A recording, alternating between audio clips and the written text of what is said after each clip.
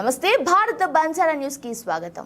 ఘోరంగా కొట్టుకున్న teacher principal. ఆగ్రాలోని ఓ పాఠశాలలో principal teacher పరస్పరం దాడి చేసుకున్న వీడియో నెట్టింట వైరల్ అవుతుంది.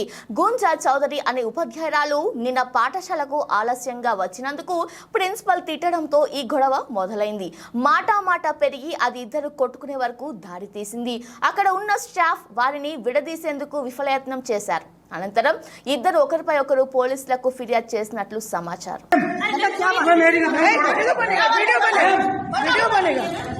वीडियो तो बनेगा। ये बदतमीजी मैडम की भी बदतमीजी है। ये वीडियो बनेगा, बनाइए।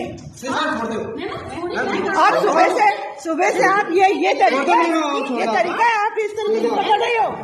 नहीं, ये शोभा दे रहा है, ये शोभा दे रहा है। ये कपड़े फाड़े नहीं, खींचा भी इसकी भी फोटो। मतलब आप यहाँ आके सीने पर चढ़ रहे हो, ये शोभा दे रहा है आपको। मैडम हद है। आप